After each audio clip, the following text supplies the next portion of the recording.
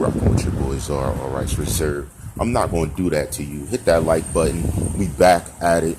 And there's other things I understand. Shout to Pamela Grant, a commenter that mentioned something that was co-signed by Chris A., another commenter. Now, here's my thing, and this is back to that Tentacion theory.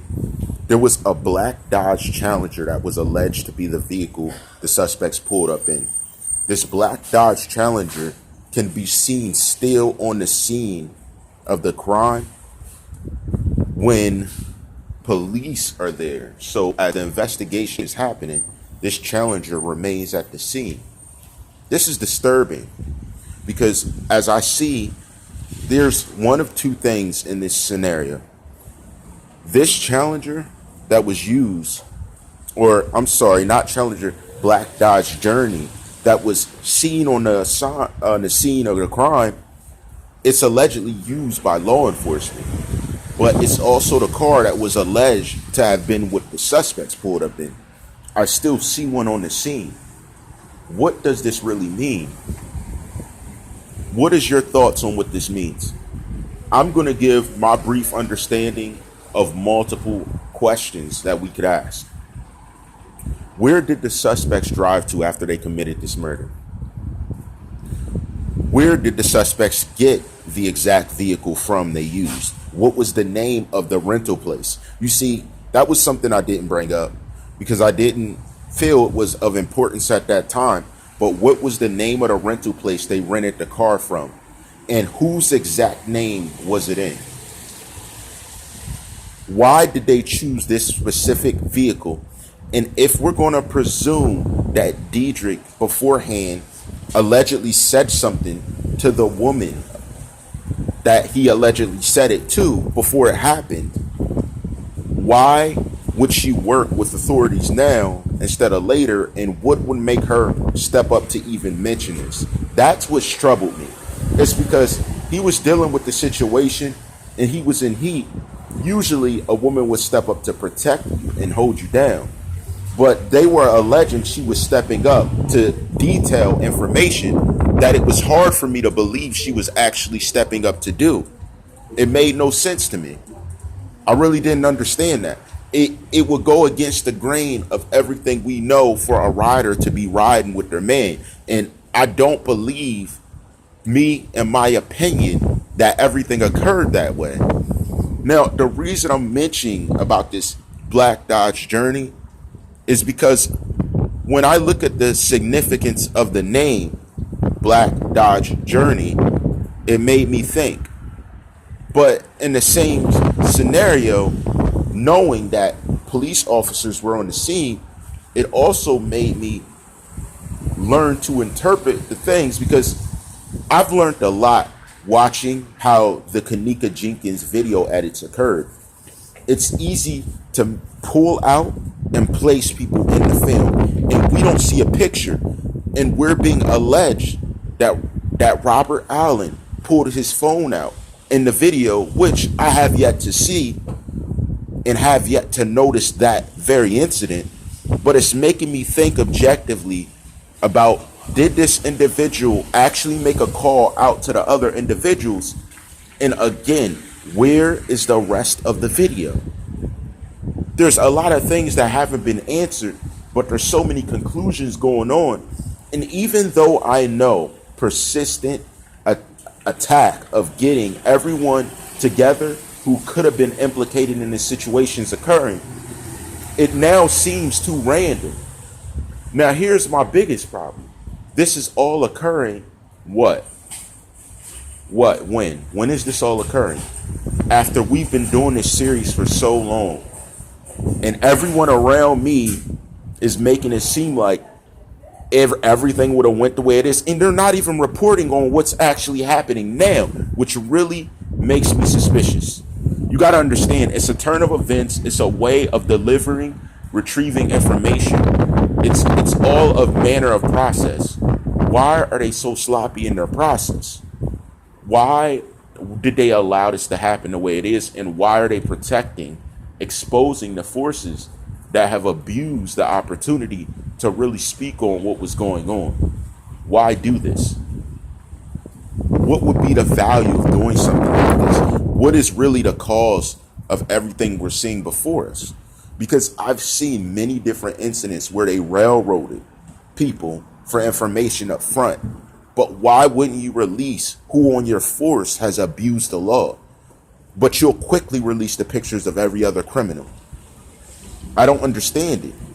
I don't get how this unit that they were a part of, this entire unit, isn't being investigated from top to bottom. It really doesn't make sense. It doesn't. And then when I see that a black Dodge Journey that was alleged to have been on the scene of the crime used by suspects, still sitting in the same position. Here's my point. It's sitting in the same position that they ran live feed from when the gentleman walked up to the side of the driver. In another video we seen on social media. It's on that same side, and it looks to be at the same distance. And it almost looks like his car never moved from that part. So how was he getting cut off, then shot? It's really not adding up. And that's why I always say what I say, to stay objective. Because I know what I'm reading. I know what I'm being told. It doesn't mean that's the way it happened. And yes, I did see official documents that were deemed official by someone I deemed credible.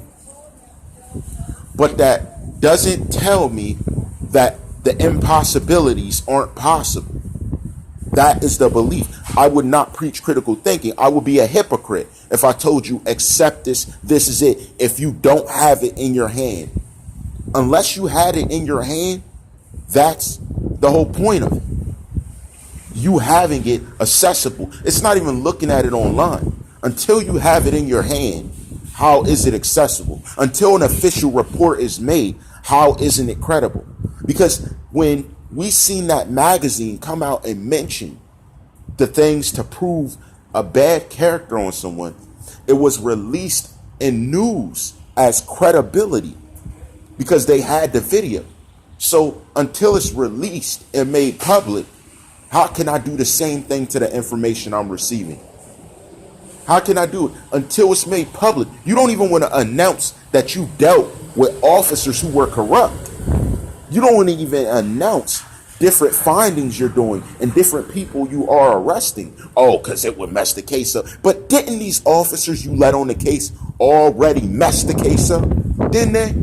They messed the case up because they were crooked cops doing a real investigation. They messed the case up because you deemed them, oh, this is a good officer, a good guy, and he wasn't. Just like a lot of others I know that I have yet to speak about. And that's my point.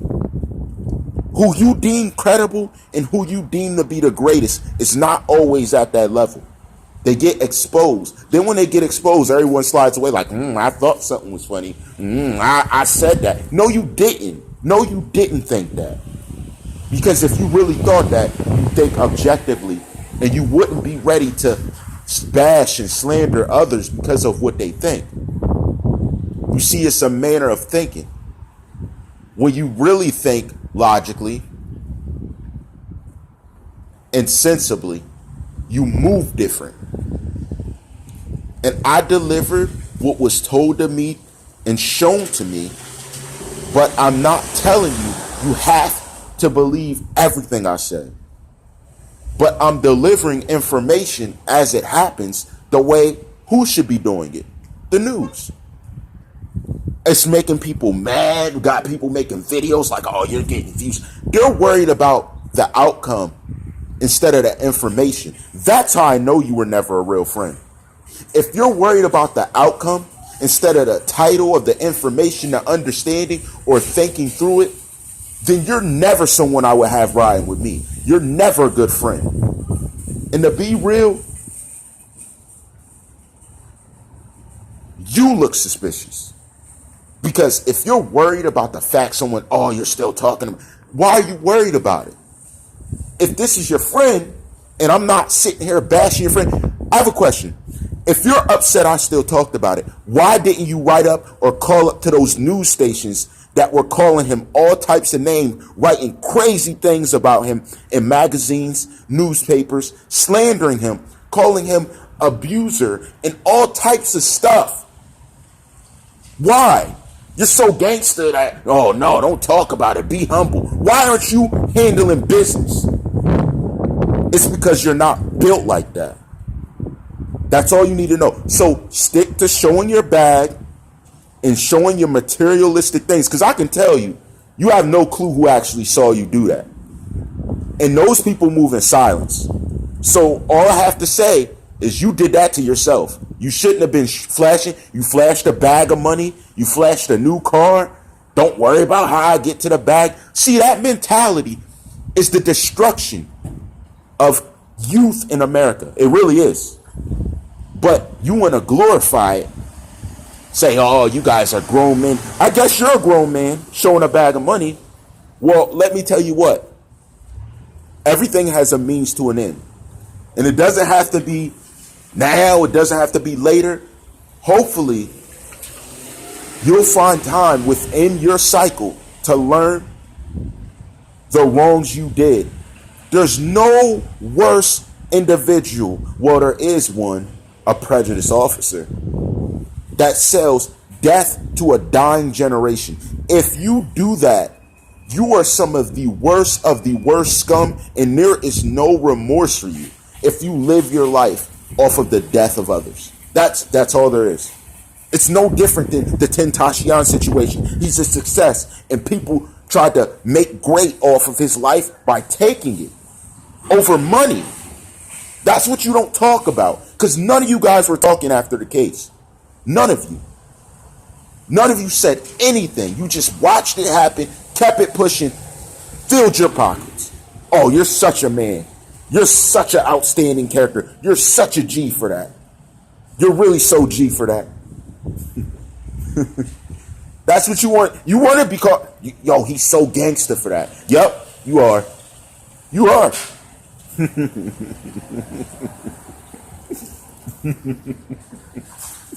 All rights reserved.